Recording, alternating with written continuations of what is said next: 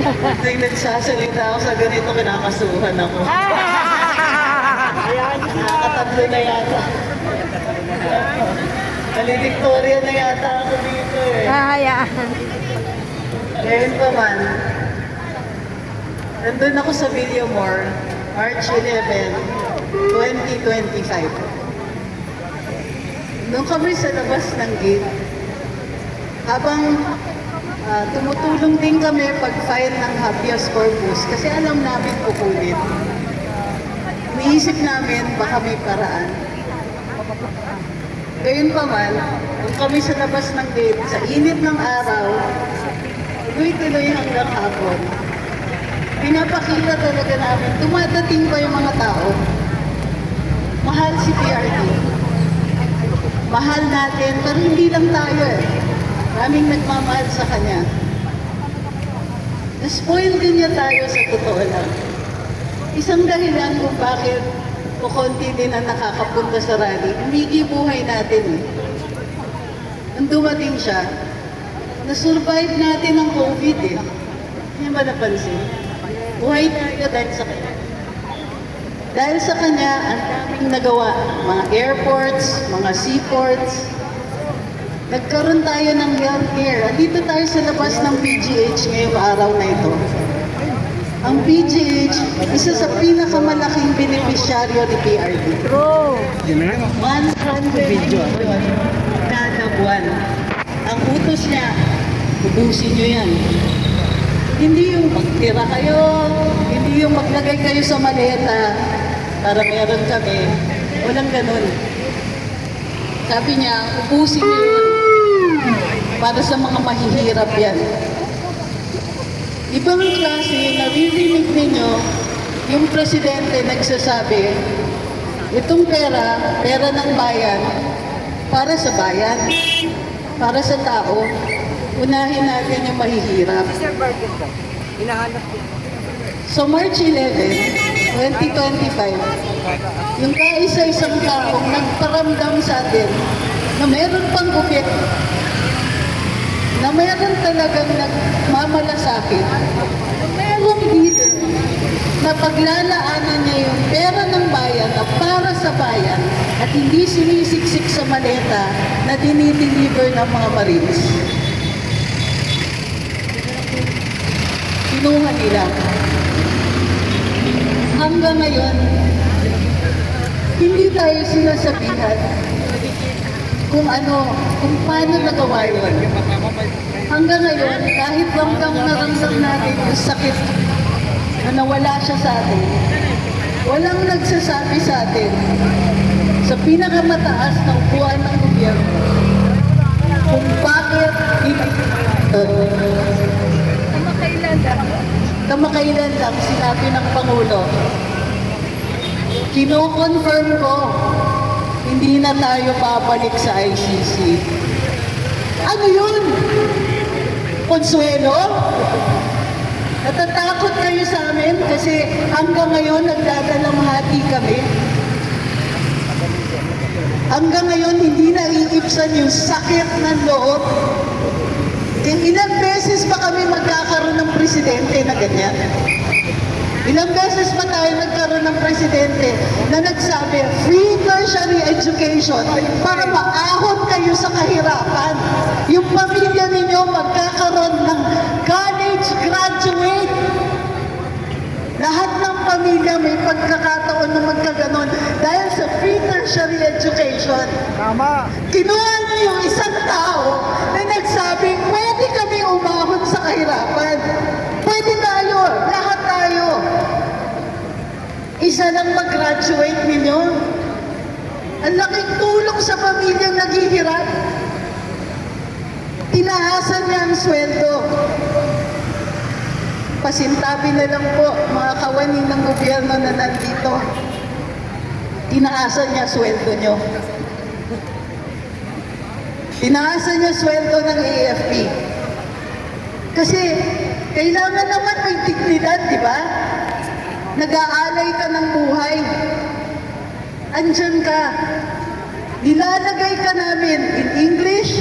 We have put put you in harm's way. Ano ba naman yung taasan natin ang sweldo ng mga naglalagay ng buhay nila sa peligro?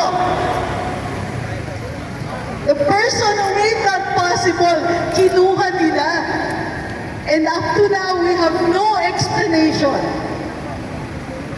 Walang nagsasabi sa amin, sa atin, sa lahat sa atin dito.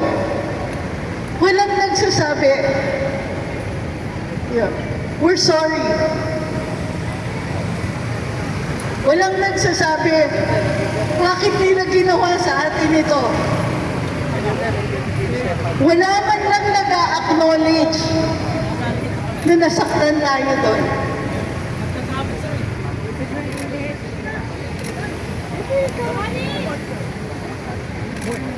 Yung kaisa-isang Pangulo na nagbigay sa atin ng pag-asa makaahon sa kahirapan, kinuha nila sa atin. Hindi ko kayang patawarin yun. Kayo kaya niyo ba? Hindi! Putang ina! Lahat ng pagkakataon na makukuha natin, na ipaalala sa kanila, hindi ka magpapatawad yung ginawa nila. Mama! Kukunin natin.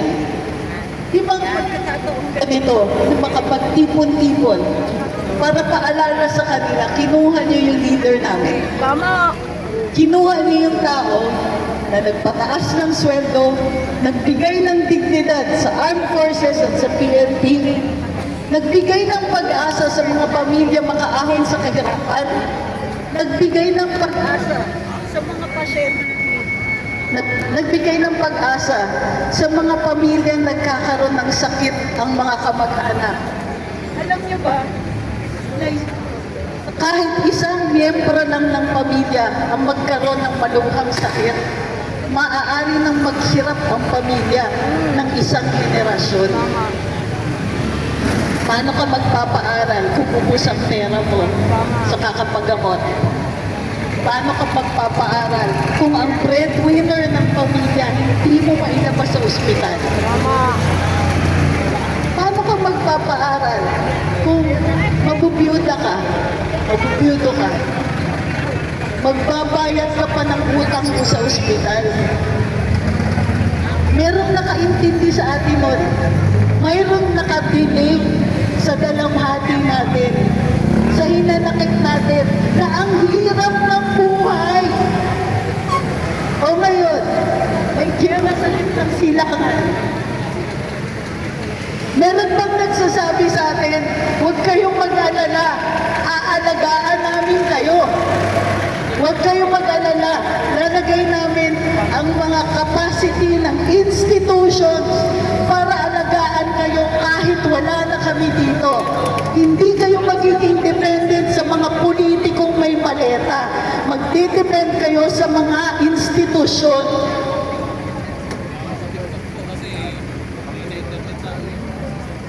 Huwag niyong kakalimutan yung March 11, 2025. Yun yung ultimate na katwayturan na ginawa sa atin.